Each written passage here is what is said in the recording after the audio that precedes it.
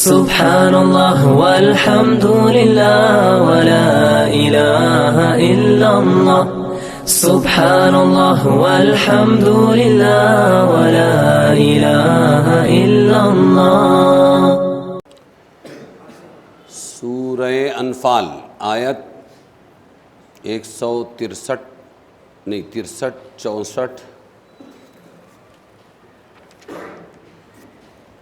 سے لے کر 66 تک۔ اعوذ باللہ من الشیطان الرجیم، بسم اللہ الرحمن الرحیم۔ وَأَلَّفَ بَيْنَ قُلُوبِهِمْ لَوْ أَنفَقْتَ مَا فِي الْأَرْضِ جَمِيعًا مَا أَلَّفْتَ بَيْنَ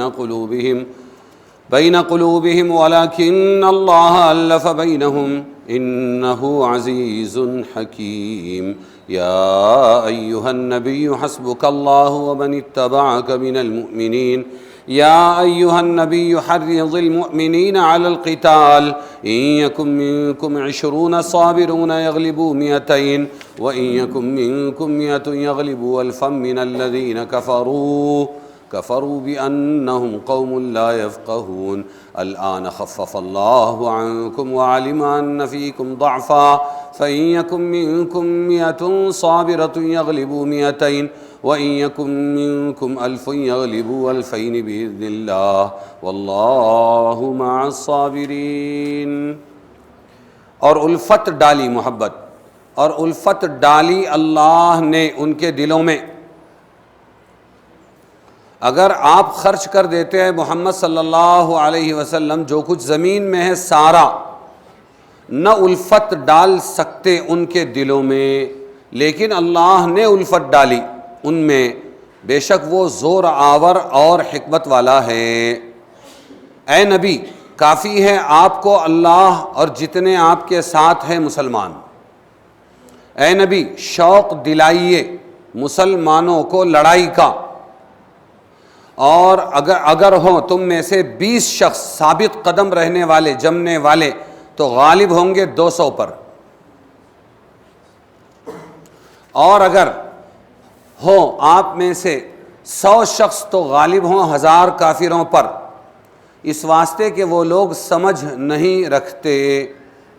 اب بوجھ ہلکا کر دیا اللہ نے تم پر سے اور جانا کہ تم میں سستی ہے، تو اگر ہوں تم میں 100 شخص ثابت قدم رہنے والے تو غالب ہوں 200 پر، اور اگر ہوں تم میں 1000 تو غالب ہوں 2000 پر، اللہ کے حکم سے، اور اللہ ساتھ ہے ثابت قدم رہنے والوں کے۔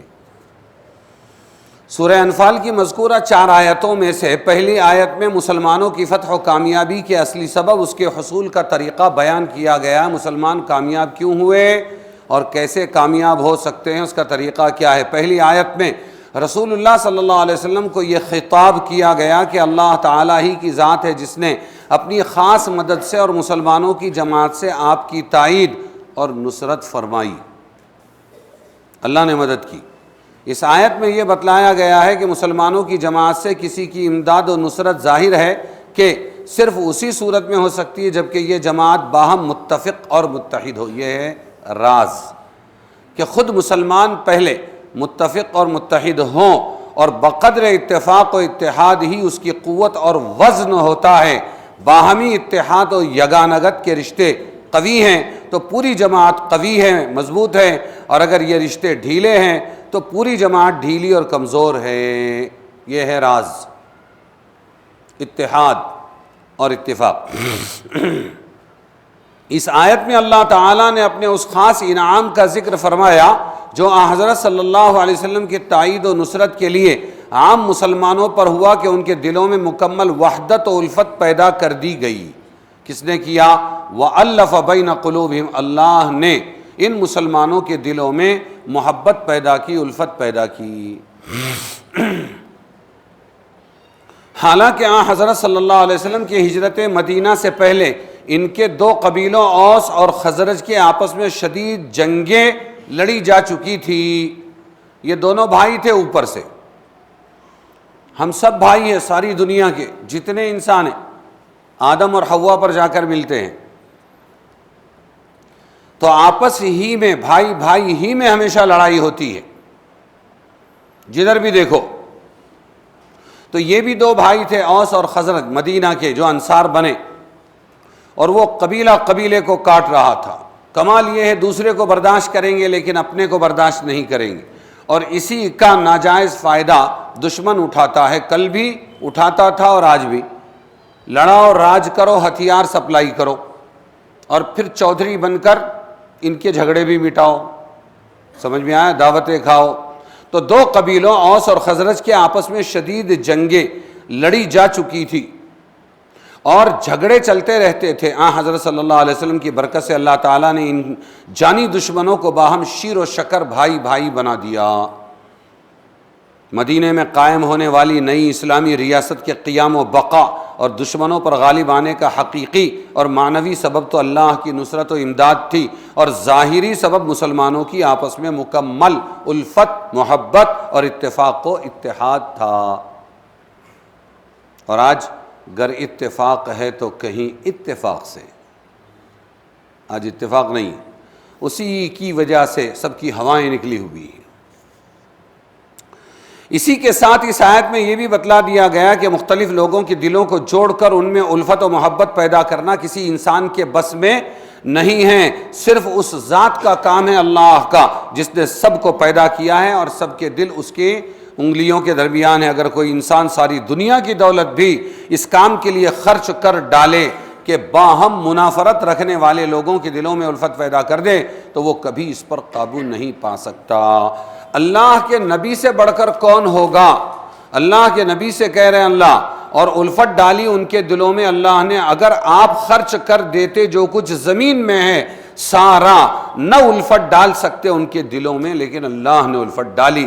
جب نبی اور آخر الزماں, نبی آخر الزماں, نبیوں کے سردار بھی الفت نہیں ڈال سکتے, تو ہم کیا ڈالیں گے؟ بس تمنا کرو, کوشش کرو, اور ساتھ میں دعا کرو کہ اللہ تو ہی محبت ڈال دے, ورنہ محبت پیدا نہیں ہو سکتی. اور اللہ کیسے ڈالتا ہے؟ انہ عزیز حکیم, بڑا زور آور ہے اللہ, حکمت والا ہے. مسلمانوں کا آپس میں حقیقی اور پائیدار اتفاق اللہ تعالیٰ کی اطاعت گزاری پر موقوف ہے. اب سوال یہ ہے کہ اگر اتفاق و اتحاد پیدا کرنا ہے تو وہ کون سی چیز ہے جس سے یہ اتفاق آئے گا مسلمانوں میں؟ اب وہ بتا رہے ہیں. اس سے یہ بھی معلوم ہوا کہ لوگوں کے دلوں میں باہمی الفت و محبت اللہ تعالیٰ کا انعام ہے, اور یہ بھی ظاہر ہے کہ اللہ تعالیٰ کی نافرمانی کے ساتھ اس کے انعام کو حاصل نہیں کیا جا سکتا. اللہ کی نافرمانی کے ساتھ اللہ کی محبت, آپس کی محبت, اللہ کا انعام حاصل نہیں کیا جا سکتا, بلکہ حصول انعام کے لیے, انعام حاصل کرنے کے لیے اس کی اطاعت اور رضا جوئی شرط ہے. تو سب سے پہلے مسلمانوں میں کیا لانا پڑے گا؟ اللہ کی اطاعت, اسلام کے احکام کی پابندی. ارے سمجھے گے نہیں؟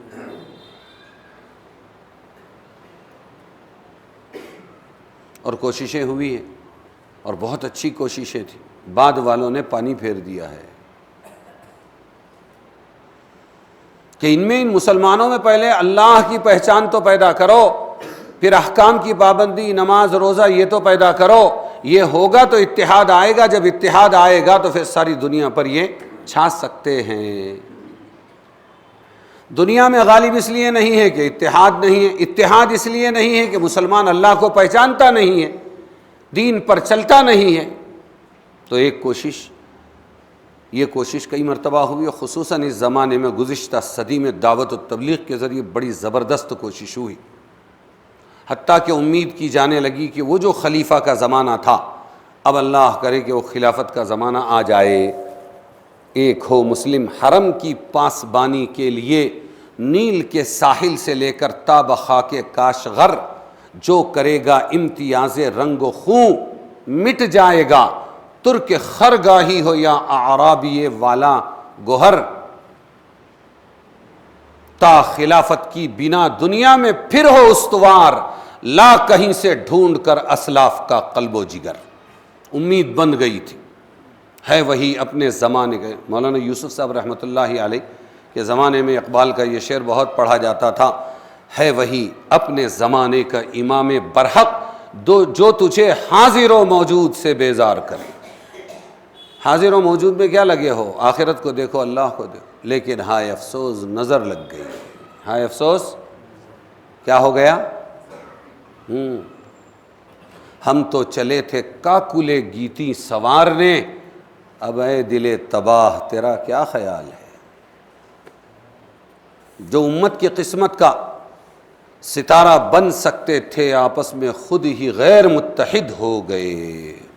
خیر، تو یہ فرما رہے ہیں، اس سے یہ بھی معلوم ہوا کہ لوگوں کے قلوب میں، دلوں میں باہمی الفت و محبت اللہ تعالیٰ کا انعام ہے، اور یہ بھی ظاہر ہے کہ اللہ تعالیٰ کی نافرمانی کے ساتھ اس کے انعام کو حاصل نہیں کیا جا سکتا، بلکہ حصول انعام خداوندی کے لیے کیا کرنا پڑے گا؟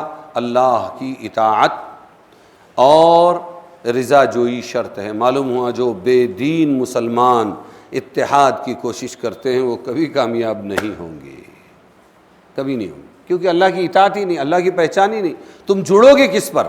امت مسجد پر جڑتی ہے، کیونکہ مسجد کا کسی سے جھگڑا نہیں ہے، یہ اللہ کا گھر ہے، اللہ پر جڑتی ہے۔ اور جو مسلمان کو اللہ نہیں معلوم، رسول نہیں معلوم، احکام نہیں معلوم، اللہ کی اطاعت نہیں معلوم، اللہ کو راضی کرنا نہیں معلوم، وہ بھلا کیا متحد ہوگا؟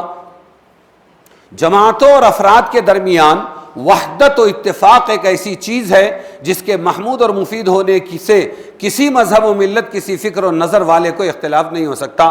سب لوگ یہ کہتے ہیں بھائی اتحاد ہونا چاہیے، بھائی اتحاد ہونا چاہیے، بھائی اتحاد ہونا چاہیے، اور اسی لیے ہر شخص جو لوگوں کی اصلاح کی فکر کرتا ہے وہ ان کو آپس میں متفق کرنے پر زور دیتا ہے، لیکن عام دنیا اس حقیقت سے بے خبر ہے کہ دلوں کا پورا اور پائیدار اتفاق ظاہری تدبیروں سے حاصل نہیں ہوتا۔ دل کب جڑیں گے؟ جب اطاعت آئے گی۔ یہ صرف اللہ کی اطاعت اور رضا جوئی سے حاصل ہوتا ہے۔ قرآن حکیم نے اس حقیقت کی طرف کئی آیتوں میں اشارہ فرمایا۔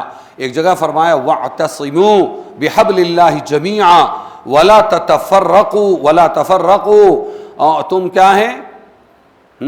اس میں بتایا مضبوطی سے پکڑ لو اللہ کی رسی کو تمام لوگ، اور آپس میں منتشر نہ ہو، بٹو مت۔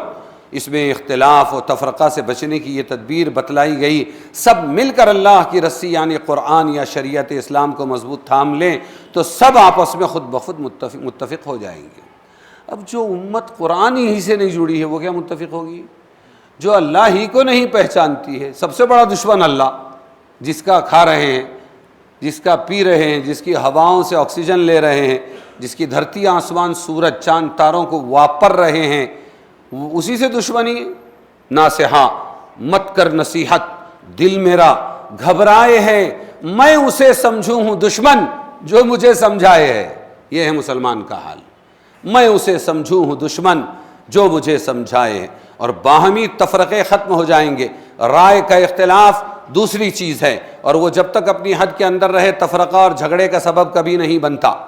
میں نے میری رائے دے دی، بھائی ابھی اپنا فلانا جو ہے اجتماع ہو یا نہ ہو، کتنے اس کے اندر 10,000 لوگوں کا بندوبست کیا جائے کونڈوا کے پیمانے پر۔ میں نے کہا کہ بھائی 10,000 کو اس حال میں جوڑنا اچھا نہیں ہے، 1000 بھر جوڑ لو۔ میں نے رائے دیا، چپ بیٹھ گیا، لوگوں نے 10,000 کا کیا۔ مجھے خاموش رہنا چاہیے، جھگڑا نہیں کرنا چاہیے۔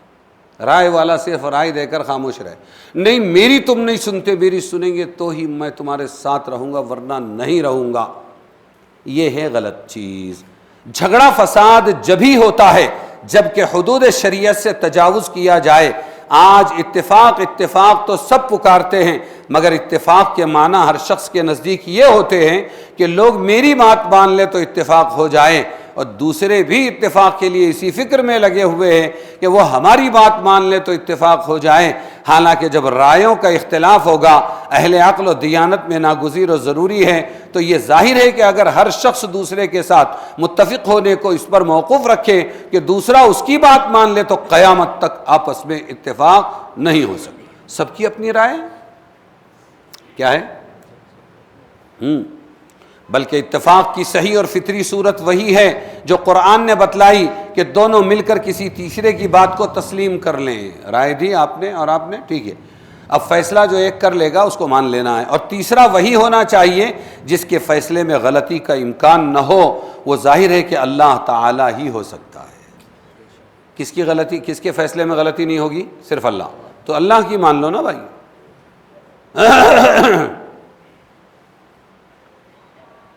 اس لیے آیت مذکورہ میں اس کی ہدایت فرمائی گئی کہ سب مل کر اللہ کی کتاب کو مضبوط تھام لو تو آپس کے جھگڑے ختم ہو کر اتفاق کامل پیدا ہو جائے گا۔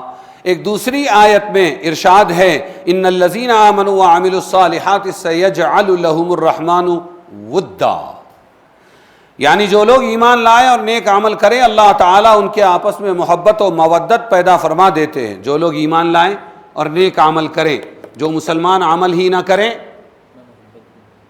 کیسے متفق ہوگا وہ؟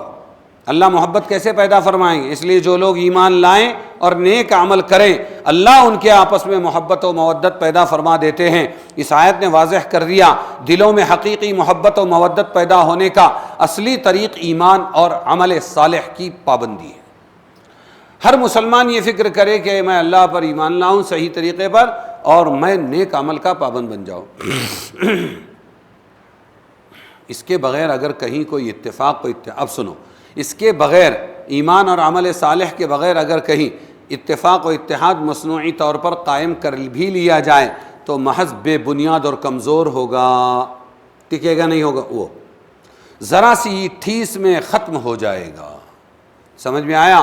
جس کا مشاہدہ تمام اقوام دنیا کے حالات و تجربات سے ہوتا رہتا ہے، اتفاق ہے فوراً ٹوٹ گیا۔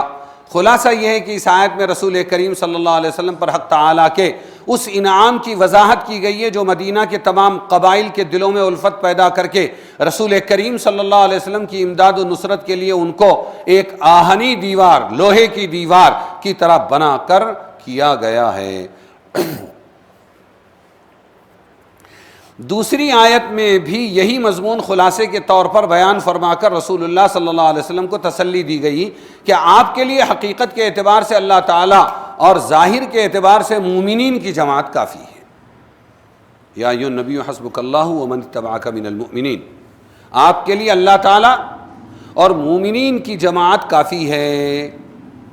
حقیقت کے اعتبار سے اللہ اور ظاہر کے اعتبار سے مومنوں کی جماعت جو ہم نے دی ہے کافی، آپ کسی بڑے سے بڑے دشمن کی تعداد یا سامان سے خوف زدہ نہ ہو۔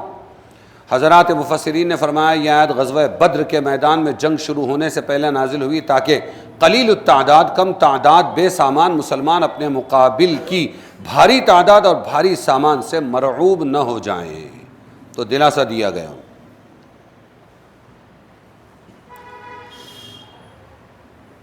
اس سے پہلے بھی میں نے کہا اور ابھی بھی اشارتاً کہتا ہوں، اور وہ یہ کہ مسلمان ہر زمانے میں اپنے زمانے کے اسلام دشمن طاقتوں سے چوکن نہ رہے، نظر تو رکھے کہ وہ کیا کر رہے ہیں اور کس سازش کے تحت مسلمانوں اور اسلام کے خلاف کام کر رہے ہیں، لیکن صرف نظر رہے، خبر رہے، ان کا ڈر دلوں میں اللہ کے ڈر سے زیادہ نہ ہو جائے۔ یا ایھا النبی حسبک اللہ، کس نے لگائے ہیں ہمارے پیچھے؟ یہ نبی کے پیچھے کس نے لگائے؟ اللہ ہی نے، اور لگا کے پھر اللہ فرما رہے ہیں تیرے لیے اللہ کافی ہے۔ ایسے ہی ہر مسلمان نظر تو رکھے دشمنوں پر، لیکن گھبرا کر اب تو بالکل کلیجے منہ کو آ گئے اور اب تو بالکل ہم مٹ جائیں گے، یہ ڈر اگر دل میں آ گیا تو یہ ڈر ہی ہماری ہلاکت کے لیے کافی، اللہ چھوڑ دیں گے، پھر جا تو جانے اور وہ مخلوق جانے، پھر اللہ نہیں آئیں گے۔ تو خبر کے ساتھ میں ڈر ہمیشہ اللہ ہی کا غالب رہے، ارے میرے لیے اللہ ہے، اللہ میرے لیے کافی ہے۔ اللہ کیا ہے؟ ہاں، ارے بہت زیادہ بھیانک سازشیں ہیں، وہ ہونے دو، میں اس اللہ پر ایمان لایا، یخرج الحی من المیت وہ مخرج المیت من الحی، جو اللہ زندے سے مردے کو نکالتا ہے، اور مردے سے کس کو نکالتا ہے؟ میرا وہ اللہ ہے۔ تو ہمیشہ اللہ کا بھروسہ اور اللہ تبارک و تعالیٰ کا ڈر تمام ڈروں پر غالب رہے کہ کچھ نہیں کر سکتے، مخلوق ہے۔ کون ہے یہ؟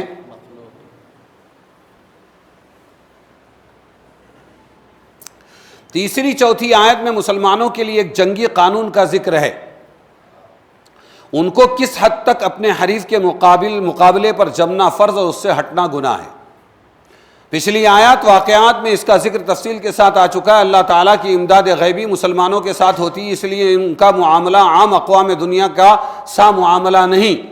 ہاں، مسلمان اللہ کی مدد کا نام ہے، دوسروں کے ساتھ نہیں ہوتی۔ یہ تھوڑے بھی بہت سو پر غالب آ سکتے ہیں، مسلمان تھوڑے بھی بہت سو پر غالب آ سکتے ہیں، جیسا کہ قرآن کریم میں ہے کم من فئۃ قلیلۃ غلبت فئۃ کثیرۃ باذن اللہ، یعنی بہت سی قلیل چھوٹی تعداد جماعت اللہ تعالیٰ کے حکم سے کثرت والے مقابل پر غالب آ جاتی ہیں۔ اس لیے اسلام کے سب سے پہلے جہاد غزوہ بدر میں 10 مسلمانوں کو 100 آدمیوں کے برابر قرار دے کر، ابھی آپ نے ترجمہ سنا، یہ حکم دیا گیا اگر تم میں 20 آدمی ثابت قدم رہنے والے ہوں تو 200 دشمنوں پر غالب آ جائیں گے، اور اگر تم 100 ہوں گے تو 1000 کافروں پر غالب آ جاؤ گے، ایک کے بدلے 10۔ ٹھیک ہے، ایک مسلمان کتنے کو بھاری؟ یہ حساب غزوہ بدر میں بتایا گیا۔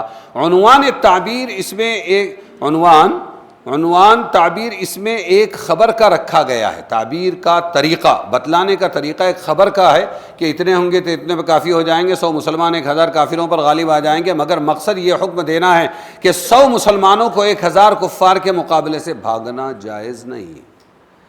بتلانا کیا تھا کہ 100 مسلمان ہیں اور سامنے 1000 ہے تو بھاگنا جائز نہیں۔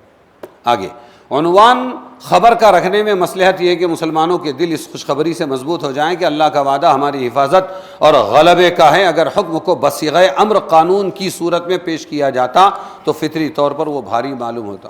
تم 100 لوگ بھیڑ جاؤ، 1000 لوگوں سے اگر یہ انداز ہوتا تو بھاری معلوم ہوتا، لیکن 100 ہوں گے تو 1000 پر کافی ہو جائیں گے، یہ خبر ہے، اللہ ہمارے ساتھ ہے، اللہ کے حکم سے۔ ساتھ میں کیا جوڑا ہے؟ بِإِذْنِ اللہ، اللہ کے حکم سے۔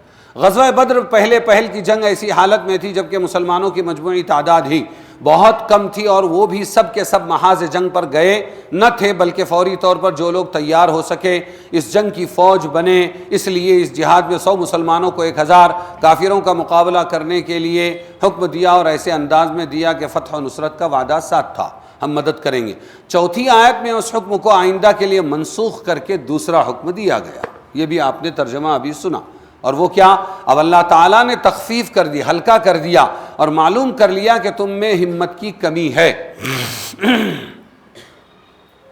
تو اگر تم میں کے 100 آدمی ثابت قدم رہنے والے، بیٹا نظر گئی تیرا دھیان تیری نظر کی طرف جائے گا۔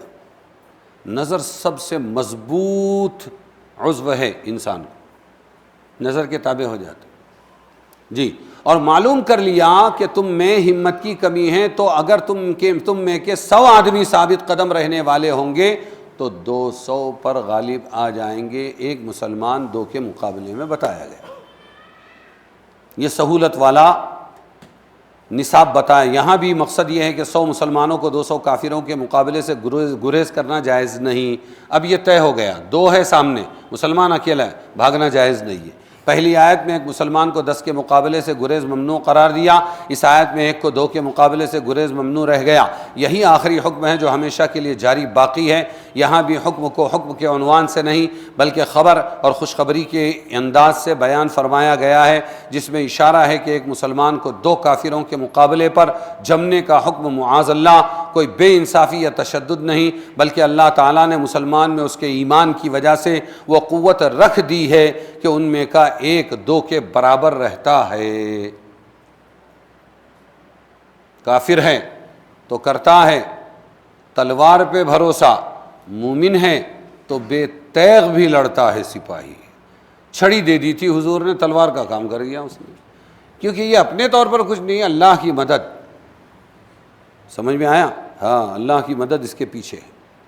مگر دونوں جگہ اس فتح و نصرت کی خوشخبری کو اس شرط کے ساتھ مشروط کیا ہے کہ یہ مسلمان ثابت قدم رہنے والے ہو۔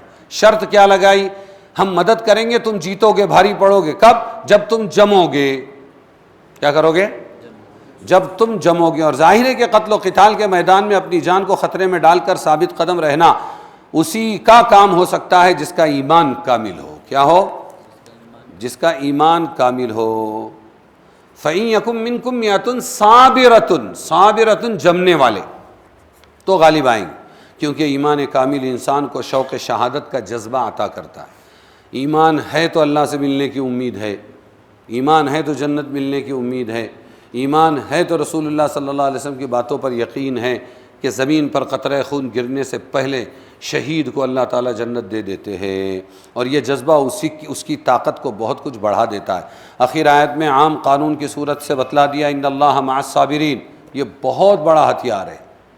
ان اللہ، ہاں ہمارے یہاں یقین تو نہیں ہے لیکن دیواریں اس سے سج گئی، ان اللہ مع الصابرین، اللہ صبر والوں کے ساتھ۔ ارے یہ اگر اندر آ جاوے نا تو آدمی اپنی جگہ ایٹم بم سے زیادہ طاقت رکھتا ہے۔ ان اللہ مع الصابرین یعنی اللہ تعالیٰ ثابت قدم رہنے والوں کا ساتھی ہے۔ اس میں میدان جنگ میں ثابت قدم رہنے والے بھی شامل ہیں، عام احکام شرعیہ کی پابندی پر ثابت قدم رہنے والے حضرات بھی، ان سب کے لیے معیت الہی کا وعدہ ہے۔ میت نہیں سمجھنا، معیت ساتھ کو کہتے ہیں، اور میت جو ہے میت یا آپ کی زبان میں میت، یہ مردے کو کہتے ہیں۔ تو اللہ کی معیت، اللہ کا ساتھ ہمارے ساتھ رہتا ہے۔ یہ کہاں سے معیت نکلی؟ ان اللہ مع الصابرین، مع سے نکلی ہے، یہ سمجھ میں آیا؟ ہاں، ورنہ گڑبڑ کرتے ہیں لوگ۔ ایک جگہ ابھی جلسہ تھا ایک مدرسے میں، تو انہوں نے کہا کہ ہم نے جلسہ رکھا۔ میں نے کہا وہ فلانے لوگوں کو بھی دیا کہ نہیں دعوت؟ چودھری قسم کے لوگ، ہاں دیے نا دعوت۔ میں بولا پھر کیا بولے؟ انہوں نے یہی بولے ہوں گے کہ یہ تو ہماری شہادت ہے۔ بولے ہاں، ایک نے ایسا بولا، باقی نے بولے ٹھیک ہے، اچھا ہے، جلسہ ہے تو ہم آئیں گے، لیکن ان ذمہ دار چودھریوں میں سے ایک نے یہی بولا، ارے یہ تو ہمارے لیے شہادت ہے، سعادت، نیک بختی، شہادت بول دیا اس نے۔ ارے سمجھے گے نہیں؟ تو معیت، اللہ کی معیت کا وعدہ ہے جمنے والوں کے ساتھ، اور یہ معیت ہی ان کی فتح و ظفر کا اصلی راز ہے، کیونکہ جس کو قادر مطلق کا ساتھ نصیب ہو، جس کو قادر مطلق کا ساتھ نصیب ہو، اس کو ساری دنیا مل کر بھی اپنی جگہ سے ہلا نہیں سکتی۔ سمجھ میں آیا؟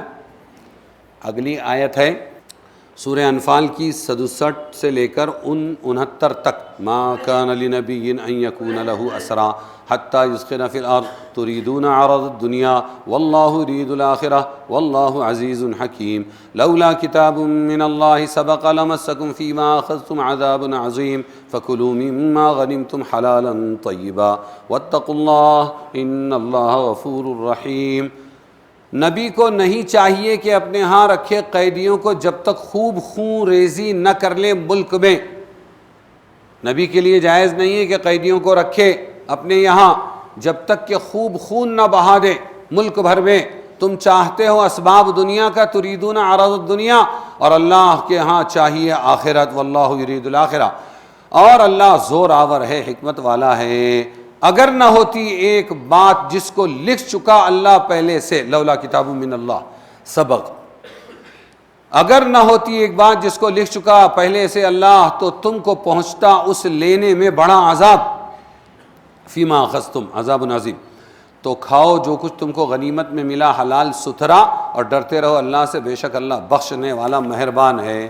یہ کیا ہے؟ ایک واقعہ ہے، اور واقعہ یہ کہ غزوہ بدر اسلام میں سب سے پہلا جہاد ہے، اچانک پیش آیا۔ اس وقت تک جہاد سے متعلق احکام کی تفصیل قرآن میں نازل نہیں ہوئی تھی۔ جہاد میں اگر مال غنیمت ہاتھ آ جائے تو اسے کیا کیا جائے، دشمن کے سپاہی میں اپنے قبضے میں اگر آ جائیں تو ان کو گرفتار کرنا جائز ہے یا ناجائز ہے؟ گرفتار کر لیا جائے تو پھر ان کے ساتھ معاملہ کیا جائے، پیسے لے کے چھوڑ دیا جائے یا قتل کر دیا جائے؟ یہ سب باتیں نہیں تھی، پہلا جہاد تھا یہ۔ مال غنیمت کے متعلق پچھلے تمام انبیاء کی شریعتوں میں قانون یہ تھا کہ مسلمانوں کو اس سے نفع اٹھانا، استعمال کرنا جائز نہیں۔ مال غنیمت آیا لے لو، رکھو، آگ آئے گی کھا لے گی، نہیں کھایا اس کا مطلب جنگ میں یا مال جمع کرنے میں کچھ کھوٹ ہے، کھا لیا اس کا مطلب تمہاری جہاد قبول ہو گیا۔ یہ حضور صلی اللہ علیہ وسلم نے فرمایا مجھ پر 5 انعام ہیں اللہ کے، اس میں سے ایک یہ کہ میری امت کو مال غنیمت لینا اور کھانا جائز قرار دیا گیا، یہ خصوصیت ہے، ٹھیک ہے۔ صحیح بخاری کی روایت میں رسول صلی اللہ ہو گیا۔ اس کے بعد ہے کہ یہ غزوہ بدر ہوا اور دشمن نے مال چھوڑا اور ان لوگوں کو مال مل گیا اور صحابہ نے مال وغیرہ جمع کر لیے، اور مسلمانوں کے ہاتھ میں بڑے بڑے 70 قیدی بھی ہاتھ میں آئے۔ کس کے؟ اس میں اکثر سردار تھے، مگر ان دونوں چیزوں کے جائز ہونے کی صراحت کسی وحی الہی کے ذریعے اب تک نہیں آئی کہ اب یہ مال کھا سکتے ہیں کہ نہیں۔ پہلا جہاد ہے یہ۔ اسی طریقے پر یہ جو 70 آئے ان کو پیسے لے کر چھوڑنا یا ان کو قتل کر دینا، قیدی بنا کر رکھنا، کچھ معلوم نہیں تھا، اس لیے حضور صلی اللہ علیہ وسلم نے صحابہ سے مشورہ کیا۔ ابو بکر اور ان کے چند ساتھیوں کی یہ رائے تھی کہ یہ بھی آخر ہدایت کے محتاج ہیں، اس لیے رشتہ دار بھی ہیں، سختی کرنے کے بجائے ایسا کرو کہ ان سے کچھ مال لے لو، فدیہ لے لو، ان کو چھوڑ دو۔ ادھر حضرت عمر رضی اللہ عنہ اور ان کے ساتھیوں کی یہ رائے تھی ایسا موقع پھر نہیں ملے گا کہ جو اسلام کے خلاف سوچنے والی کھوپڑیاں ہیں وہ اکثر یہاں پر موجود ہے، گردن اڑا دو اور یہ بتا دو اے اللہ کے رسول ہمارے یہاں سب سے بڑا رشتہ، اونچا رشتہ یہ کس کا ہے؟ اسلام کا رشتہ ہے، ہم مسلمان بھائی بھائی ہیں۔ باپ کو حکم دو کہ مسلمان ہے تو کہ بیٹا جو قیدی بن کے آیا یہ اس کی گردن مارے، بیٹے کو یہ حکم دو کہ وہ باپ کی گردن مارے۔ حضرت عمر کی یہ رائے تھی۔ صحابہ کرام کے سامنے جب یہ دونوں صورتیں بطور اختیار کے پیش ہوئی تو بعض صحابہ کرام کا یہ خیال ہوا اور بعض کا یہ خیال ہوا۔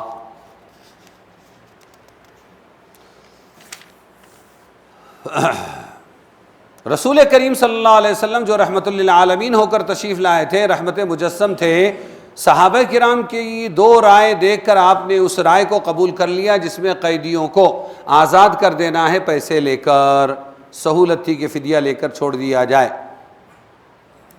اور آپ نے حضرت ابو بکر اور عمر دونوں کو مخاطب کر کے فرمایا لو اتفقتما ما خالفتکما، اگر تم دونوں کسی بھی ایک پر متفق ہو جاتے تو وہی فیصلہ کرتا جو تم نے دونوں نے اتفاق کیا ہے، لیکن تم دونوں ابھی مخالف ہو گئے، تمہاری رائے ہے ابو بکر فدیہ لے کر چھوڑ دو، عمر تمہاری رائے ہے گردن مار دو۔ سمجھ میں آیا؟ اختلاف رائے کے وقت آپ کی رحمت و شفقت علی الخلق کا تقاضا یہ تھا کہ ان کے معاملے میں آسانی اختیار کی جائے، چنانچہ ایسا ہی ہوا۔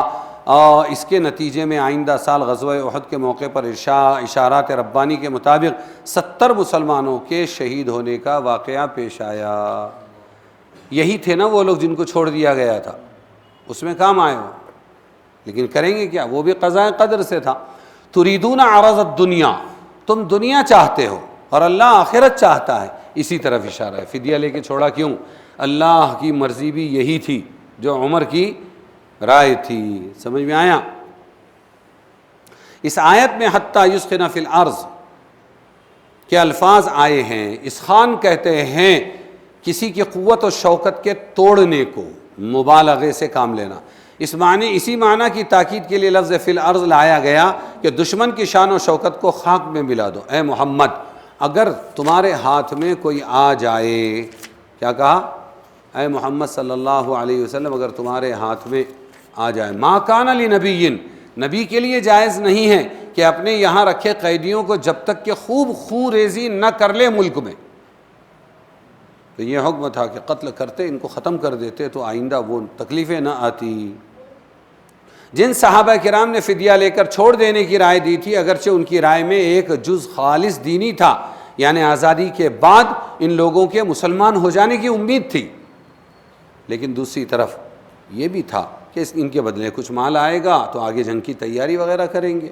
تریدون عرض الدنیا واللہ یرید الآخرہ واللہ عزیز حکیم، تم دنیا کو چاہتے ہو حالانکہ اللہ تعالیٰ تم سے یہ چاہتا ہے تم آخرت کے طالب بنو۔ یہاں بطور عتاب ڈانٹنے کے ان کے صرف اس فعل کا ذکر کیا گیا جو ناراضگی کی وجہ تھا۔ دوسرا سبب یعنی قیدیوں کے مسلمان ہو جانے کی امید، اس کا ذکر یہاں نہیں فرمایا، جس میں اس طرف اشارہ ہے صحابہ کرام جیسی پاک باز مخلص جماعت کے لیے ایسی مشترک نیت جس میں دو نیتیں، ایک تو یہ مسلمان بنیں گے آگے، اور دوسرے یہ کہ مال بھی مل جائے گا، جس میں کچھ دین کا جز ہو، کچھ اپنے دنیاوی نفع کا، یہ بھی قابل قبول نہیں۔ صحابہ کو ایسا نہیں کرنا تھا۔ یہاں یہ بات بھی قابل نظر ہے کہ اس آیت میں عتاب و تنبیہ کا خطاب صحابہ کرام کی طرف ہے، اگرچہ رسول اللہ صلی اللہ علیہ وسلم نے بھی ان کی رائے کو قبول فرما کر ایک گونا شرکت ان کے ساتھ کر لی تھی، مگر حضور صلی اللہ علیہ وسلم کے یہ عمل خالص آپ کے رحمت للعالمین ہونے کا مظہر تھا۔ صحابہ میں اختلاف رائے ہونے کی صورت میں اس صورت کو اختیار فرمایا جو قیدیوں کے حق میں سہولت و شفقت کی تھی، ورنہ تو کہہ دیا تھا عمر اور ابو بکر تم دونوں اگر متفق ہو جاتے ایک رائے پر تو میں اسی پر فیصلہ کرتا، چاہے وہ قتل کا فیصلہ ہوتا۔ آخر آیت میں واللہ عزیز حکیم اشارہ ہے کہ اگر آپ لوگ جلد بازی نہ کرتے تو اللہ تعالیٰ اپنے فضل سے آئندہ فتوحات میں تمہارے لیے مال و دولت کا بھی سامان کر دیتے۔ دوسری آیت میں اسی عتاب کا تتمہ، اگر اللہ کا ایک نوشتہ مقدر نہ ہو چکا ہوتا، جو کام تم نے اختیار کیا کہ مال لے کر قیدیوں کو چھوڑنے کا فیصلہ کر لیا، اس کے بارے میں تم پر کوئی بڑی سزا واقع ہو جاتی، لیکن یہ بھی تقدیر الہی سے ہوا، اور اللہ ایسا نہیں ہے کہ تقدیر خود لکھ کے پھر سزا دے کسی کو۔ اس نوشتہ تقدیر سے کیا مراد ہے؟ اس کے متعلق ہے ابو ہریرہ رضی اللہ عنہ نے فرمایا، حضور نے فرمایا، مال غنیمت تم سے پہلے کسی قوم، کسی امت کے لیے حلال نہیں تھا۔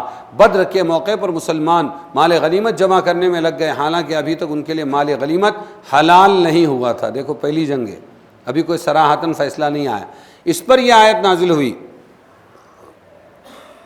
کہ مال غنیمت کے حلال ہونے کا حکم نازل ہونے سے پہلے مسلمانوں کا یہ اقدام ایسا گناہ تھا کہ اس پر عذاب آ جانا چاہیے تھا، لیکن چونکہ اللہ تعالیٰ کا یہ حکم لوح محفوظ میں لکھا ہوا تھا کہ اس امت کے لیے ہر مال غنیمت حلال کیا جائے گا، اس کی بنا پر اللہ نے عذاب نہیں لایا۔ بعض روایات میں آیت کے نازل ہونے پر رسول نے فرمایا عذاب الہی بالکل سامنے آ چکا تھا، اللہ نے اپنے فضل سے روک دیا، اور اگر عذاب آ جاتا تو بجز عمر ابن خطاب، سعد ابن معاذ کے کوئی اس سے نہ بچتا۔ اس سے معلوم ہوا کہ سبب عتاب قیدیوں سے فدیہ لے کر چھوڑ دینا تھا، یہ اللہ کو پسند نہیں آیا۔ اس کا سبب مال غنیمت جمع کرنا معلوم ہوتا ہے، مگر دونوں میں کوئی تضاد نہیں ہے۔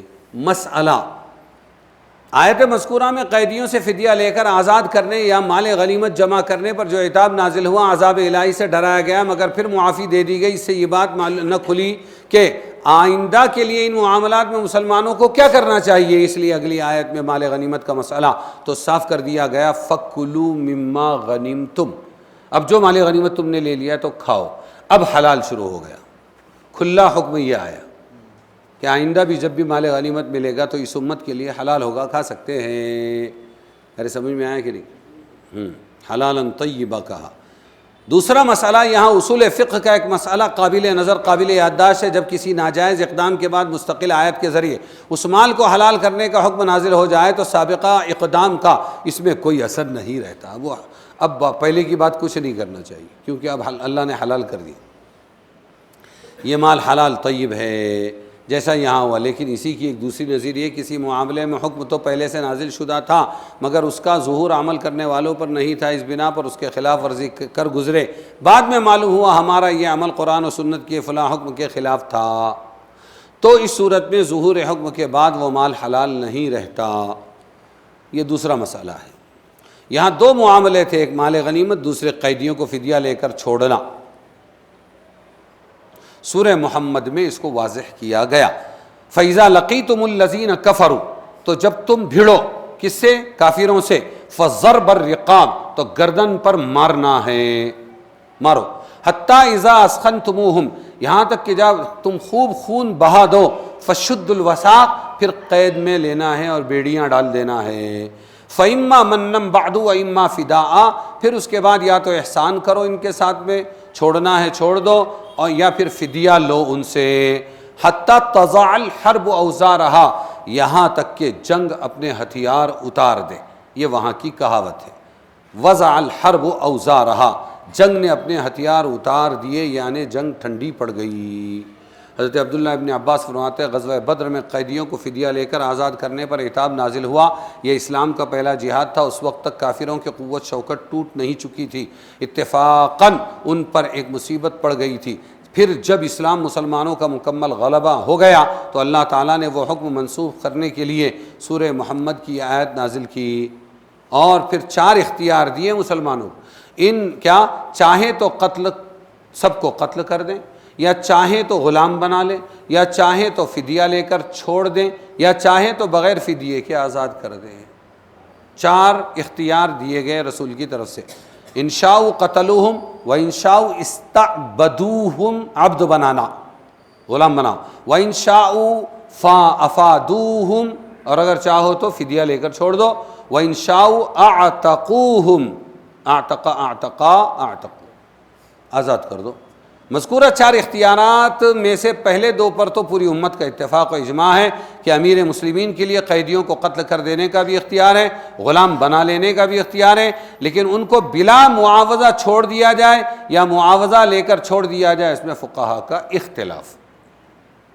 امام مالک، شافعی، احمد بن حنبل، ثوری، اسحاق، تابعین، حسن بصری، عطا کا قول یہ ہے یہ دونوں صورتیں بھی امیر مسلمین کے لیے جائز، یعنی چاروں صورتیں جائز ہوں گی، ٹھیک ہے، کہ قیدیوں کو معاوضہ لے کر چھوڑ دے یا بلا معاوضہ آزاد کر دے یا مسلمان قیدیوں سے تبادلہ کرے۔ امام ابو حنیفہ، ابو یوسف، محمد، اوزاعی، قتادہ، ضحاک، سدی، ابن جریج فرماتے ہیں کہ بلا معاوضہ چھوڑنا تو بالکل جائز نہیں، ہاں یہ پھکٹ ہو جائے گا، وہ جائیں گے پھر سے کیا ہو جائے گا، ان کی طاقت بن جائیں گے، پھر حملہ کریں گے۔ فدیہ لے کر چھوڑنا بھی امام ابو حنیفہ کے مشہور مذہب میں جائز نہیں۔ البتہ سیر کبیر کی روایت ہے کہ اگر مسلمانوں کو مال کی ضرورت ہو تو فدیہ لے کر چھوڑ سکتے ہیں، البتہ مسلمان قیدیوں کے تبادلے میں ان کو چھوڑ دینا امام ابو حنیفہ صاحبین کے نزدیک جائز ہے۔ تم ہمارے قیدی چھوڑو، ہم تمہارے چھوڑیں۔ جن حضرات نے فدیہ لے کر یا بلا فدیہ چھوڑ دینے کی اجازت دی وہ حضرت ابن عباس کے قول کے مطابق سورہ محمد کی آیت کو انفال کی آیت کا ناسخ اور آیت انفال کو منسوخ قرار دیتے ہیں۔ فقہاء حنفیہ نے آیت سورہ محمد کو منسوخ قرار دیا ہے۔ سورہ انفال کی آیت فشرد بہم من خلفہم آیت اقتلوا المشرکین حیث وجدتموہم کو ناسخ قرار دیا ہے، اس لیے قیدیوں کو آزاد کر دینا چاہے فدیہ لے کر ہو یا بلا فدیہ ان کے نزدیک جائز نہیں۔ لیکن اگر سورہ انفال کی آیت کے الفاظ سورہ محمد کے الفاظ میں غور کیا جائے تو ایسا معلوم ہوتا ہے کہ ان دونوں میں کوئی ناسخ و منسوخ نہیں، بلکہ دونوں مختلف حالتوں کے لیے ہے۔ سورہ انفال کی آیت میں اصل حکم اسخان فی الارض کا ہے، قتل کے ذریعے کافروں کی قوتوں کو توڑو۔ سورہ محمد کی آیت میں من اور فدا، فدا ہے، یعنی قیدیوں فإما منًا بعد وإما فدان، فدا یعنی قیدیوں کو بلا معاوضہ یا معاوضہ لے کر آزاد کرنے کا حکم ہے۔ تو یہ اس سے پہلے اسخان فی الارض کا بیان ہو چکا ہے، یعنی خون ریزی کے ذریعے کفر کی قوت ٹوٹ جانے کے بعد یہ بھی اختیار ہے کہ قیدیوں کو فدیہ یا بلا فدیہ آزاد کر دیا جائے۔ امام اعظم ابو حنیفہ کی روایت سیر کبیر کا بھی یہی منشا ہو سکتا ہے کہ مسلمانوں کے حالات ضرورت پر نظر کر کے دونوں قسم کے احکام دیے جا سکتے ہیں۔